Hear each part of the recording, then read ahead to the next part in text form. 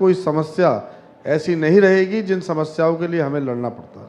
आपने कहा 2 साल में 5 साल का काम करके दिखाऊंगा। कुछ काम ऐसे हैं जो इस मंच से पहुंचाना चाहेंगे लोगों तक कि हाँ ये किया है? बहुत सारे ऐसे काम हैं, जैसे हॉस्पिटल है तो 80 करोड़ रुपए मैंने हॉस्पिटल के लिए सैंक्शन कराए हैं। 200 बेड का हॉस्पिटल कराया है 50 बेड की जगह। दुधेश्वरनाथ मंदिर है, बहुत हमारा ऐतिहासिक और प्राचीन मंदिर है, उसके लिए कॉरिडोर बनाने का काम गाज़ियाबाद में चल रहा है। स्टेडियम है महामाया स्टेडियम, उसमें 17 करोड़ रुपए का काम मैंने सैंक्शन कराया है। उसके अलावा बहुत पुराना बस अड्डा गाज़ियाबाद का, उसको ओमेक्स के साथ मिलकर पीपीपी पार्टनरशिप पर हम सब लोग 14 फ्लोर का एक अच्छा कॉम्प्लेक्स उसे बना रहे हैं, जिसमें सारा सुविधाएं एसी होंगी लोगों के लिए जिस बस अड्डे से जाएंगे वो लोग। उसके अलावा क्रॉसिंग में जाम की समस्या थी, उसके लिए 132 करोड़ रुपए का हम लोग सड़क बनवा रहे हैं, चौड़ीकरण करा रहे हैं। बहुत सारी ऐसी चीज़ें हैं। पेयजल के लिए हमने विजयनगर प्रताप बिहार क्षेत्र में 17 करोड़ रुपए सैंक्शन कराए हैं। उसके अलावा 25 करोड़ रुपए माननीय मुख्यमंत्री जी से स्पेशल फंड के रूप में, और बहुत सारी ऐसी सड़कें और चीज़ें हैं। तालाब है डूडाहेड़ा में, उसके अलावा बहुत सारी चीज़ें ऐसी हैं विकास की जिसे कराने का प्रयास कर रहे हैं। बल्कि हमने डूडाहेड़ा में एक लड़कियों के लिए इंटर कॉलेज को भी पास कराने की प्रयास है, वो भी निश्चित रूप से जल्दी ही पास हो जाएगा। मैं समझती हूँ कि जब इस तरह के काम होते हैं तो टाइम टेकिंग होते हैं, और मुख्यमंत्री अक्सर मंच से कहते हैं कि जो पिछले सरकारों की गंदगी है उसे साफ करने में हमें वक्त लग रहा है तो उसमें टाइम लगेगा। कुछ सवाल आपसे पूछना चाहते हैं।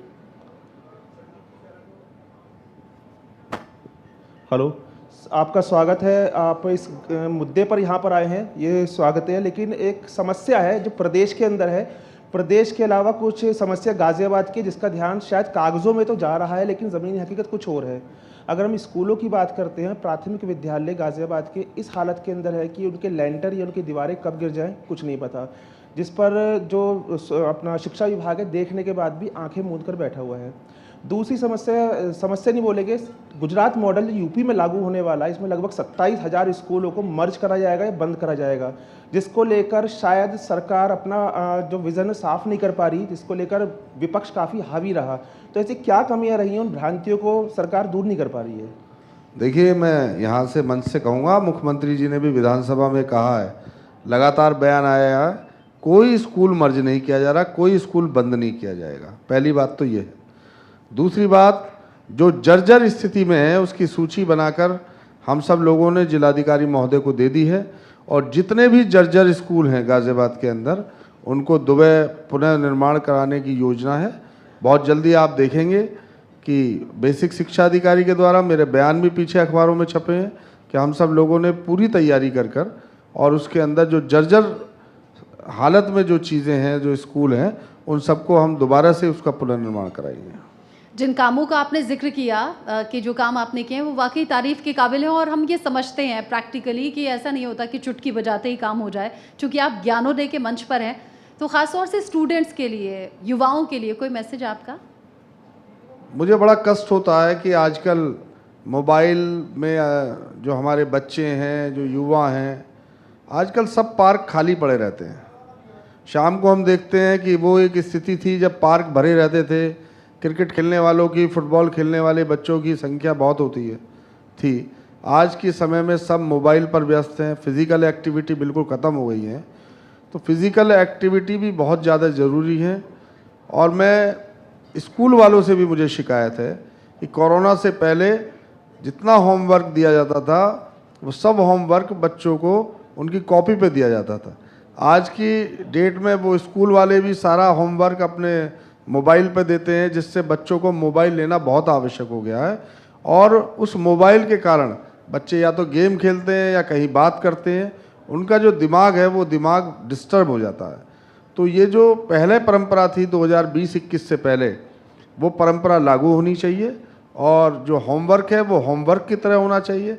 बहुत ज़्यादा मोबाइल पर और नेट पर और लैपटॉप का सहारा बहुत ज़्यादा बच्चों को नहीं लेना चाहिए। बहुत अच्छी बात आपने कही है, और अक्सर डॉक्टर्स भी, जो जाने माने डॉक्टर्स हैं, वो इस बात को कहते हैं कि हाँ, फिजिकल एक्टिविटी कितनी ज़्यादा ज़रूरी है।